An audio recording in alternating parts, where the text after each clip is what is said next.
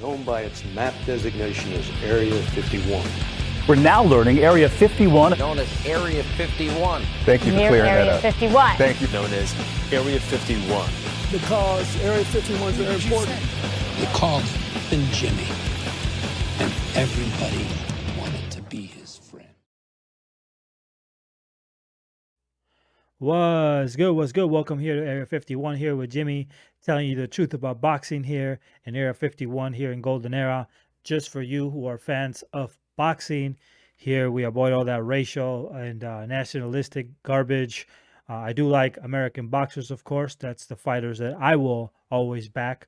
But, you know, I'm not going to also lose my mind to pick a boxer just because of the color of their skin or because, because, I don't know, he's, he comes from a different country, whatever. I don't go with that garbage. If you go with that, please get the fuck out. I don't want you here in my channel. So anyway, everybody else is invited. Stay here and, let's talk boxing. All right, so subscribe, give us a like, and also share our content if you like what we do. So anyway, today I want to talk about what we saw yesterday. Everybody saw the scorecards yesterday. Once again, I come up with the same logic that I came yesterday. You're giving a fighter 117 to 111. I mean, that's just robbery to me. I would understand 115, 113, but 117, 111, that is horseshit, and you know that. And to do that to Ortiz, who did a tremendous job in order just to give Lomachenko all sorts of problems, what you're saying is that he didn't do shit, because when you're giving a score to 117, 111, you're making it seem like this was a one-sided match. And that is fucking absurd. I mean, that is just stupid. That was not one-sided at all. This is a very competitive fight. And like, once again, this was, to me, it was a draw. And split decision, whatever. But to say 117, 111, that's literally saying that Ortiz didn't do anything. I mean, might as well just say 117, 1-5. I mean, you should have just done that. So it was ridiculous, the scorecards. And Lomachenko, just to let you guys know, when they gave him the title, because he had some sort of title, I forgot which one's called, so many of them. He actually gave it to Ortiz. He didn't keep that title. He gave it to Ortiz. Why? Because he felt guilty. And he knew that Ortiz had fought really well. And he just didn't want to say it. But you could see when he gave Ortiz his title that he thought that he didn't do too well. And he knew it. But obviously, they're trying to push this Evin Haney Lomachenko fight because it just seems like they're looking for the next white hope, great white hope, I would say. Now, Lomachenko's a good fighter, and there's nothing bad about his style of fighting. He has a good style of fighting. He's actually like a mini Alexander Usyk. He's like a what is this guy's name, man? He was Russian, Alexander Besputin. He kind of reminds me a little bit of Derechenko. He has that style of boxing that it's just he likes to move a lot and throw punches. And he's a good fighter. But certain styles just don't fit his style well. And I believe that the American style of boxing, the jab, is Lomachenko's worst enemy.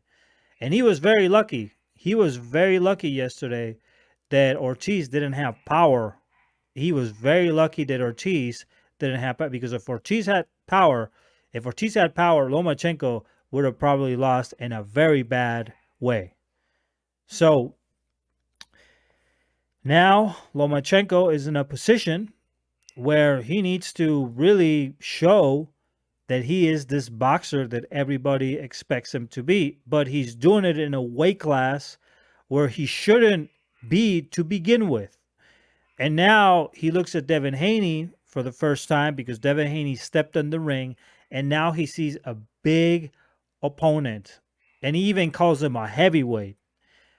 Well, bro, you shouldn't be in that division because a lot of fighters that start at 135 many times end up in 147. Just as there's fighters who start in 126 sometimes end up in 135. Okay? It just happens. Like, for example, Shakur Stevenson. So, for you to say that Devin Haney's too big, why were you in 135 to begin with? Because there's many fighters at 135 who are going to start their career there with their body type, and then they're going to move forward and they're going to go to 147. Why?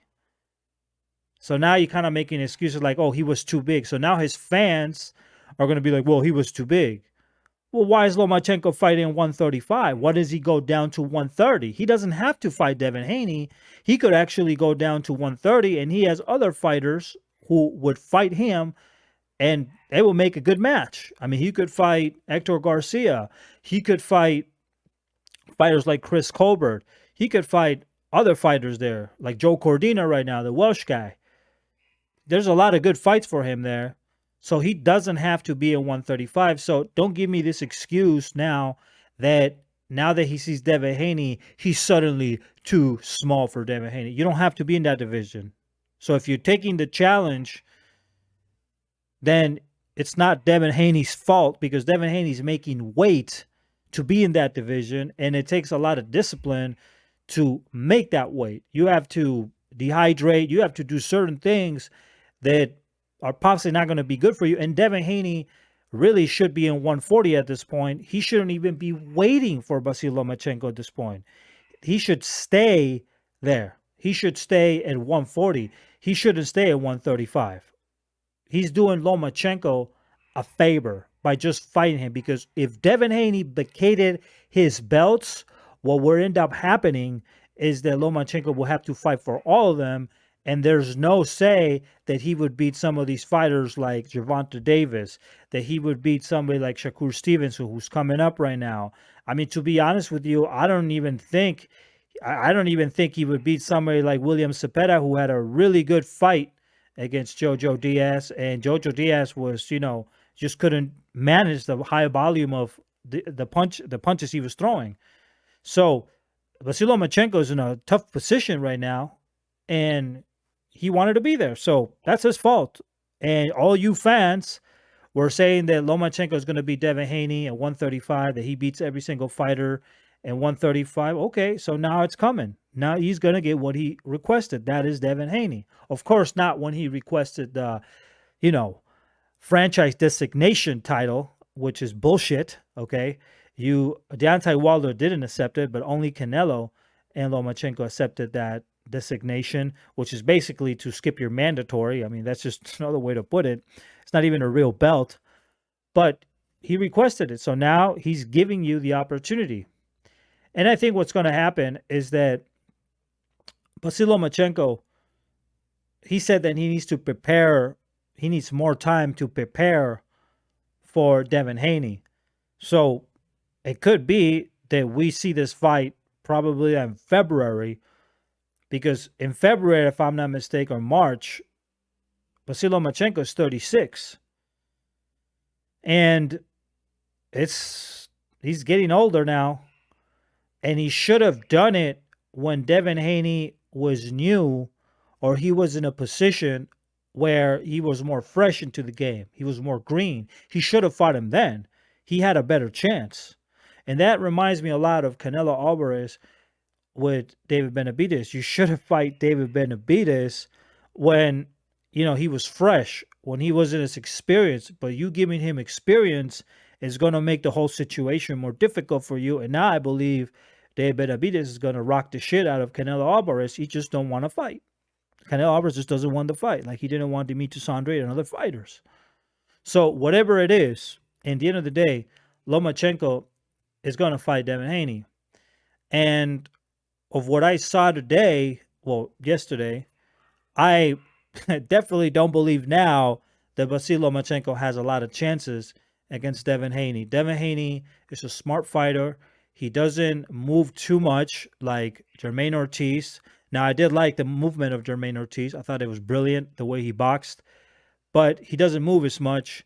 and he's more reserved. He wastes less energy, and he's going to be putting that pressure and that jab to Lomachenko all day. And then he's going to grab Lomachenko. He's not going to let Lomachenko play his little game of moving, make the jackrabbit shit. It's not going to happen. He's going to grab him, and he's not going to let him move. And then is when Lomachenko is going to be in problems, because I believe Devin Haney is going to use his own weight to slow down Lomachenko by just grabbing him and pulling him down. That's something that Tyson Fury did with Deontay Wilder, okay? Which to me, it's just a good technique. That's what they show you in the Kronk. And Ben Davidson has also been with Sugar Hill, so they know that sort of technique. And I think that's what Devin Haney is going to do when he grabs Vassyl Lomachenko. He's going to put his weight into him, and I think that's going to be very effective, because when you look at Vassyl Lomachenko, really what makes Vassyl Lomachenko special is not necessarily his punches, it's more his foot movement. So once you take away his foot movement, his punching is not as good, or he can't do it in certain ways that, for example, Devin Haney can. Okay, because the way that Devin Haney fights is the American Orthodox, Italian American, African American style, who was actually engineered by Jews in the moment when back in the 30s. That's what it's coming from, and it's a really, really hard style to train, but it's very effective against fighters that move that much. And Vassyl Lomachenko is going to have a lot of problems against Devin Haney. Plus, other than that, Devin Haney is not just a one-trick pony. He can throw different shots. He knows how to move. He knows how to, also take you out of position. When we saw him fight against George Kambosos, the first fight, literally Kambosos could not find a range. He was always off his range. He couldn't box. He was totally nullified from the beginning to the end. And the few punches that he threw looked like he just started boxing. Same thing happened also with Robson Conceição. Robson Conceição gave the Brazilian problems to Oscar Valdez. But then when they both fought Devin Haney, Shakur Stevenson, they both were out of range. They didn't know how to throw certain punches, because the sort of positioning that Devin Haney has in the ring with his stance makes the other fighters very uncomfortable with their style. And that's what it is. So Devin Haney, to be honest with you, it's going to completely annihilate Lomachenko.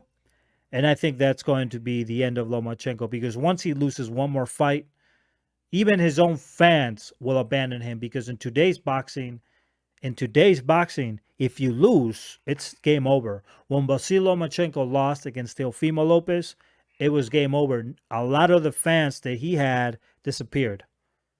And a lot of them actually went to Teofimo Lopez. And when Teofimo Lopez lost against Kambosos, a lot of his fans actually left as well. So that's just part of boxing nowadays. I think it's bullshit. I think if you're a fan of Lomachenko, you should just support him. Win, draw, or lose, you should always be and support these fighters who are taking challenges. And if Vassyl Lomachenko finally wants to take on Devin Haney, then you should support it. Whether you like Vassyl Lomachenko or not, at least he's taking the risk. Let's also not forget that many of these fighters are not taking these risks, okay? And for example, Gervonta Davis is younger than Vassyl Lomachenko, but he's not taking the risk to fight against Devin Haney.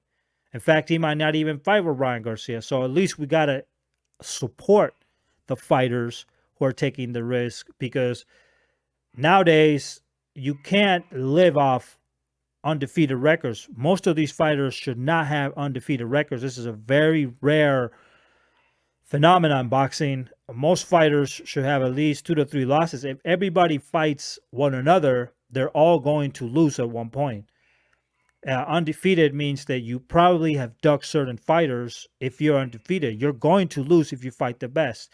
If Devin Haney, for example, went to 140 after beating Lomachenko, and he fought Gary Antoine Russell, he fought Keyshawn Davis, he fought Josh Taylor, he fought Montana Love, he is probably going to lose a few of those fights. It's normal.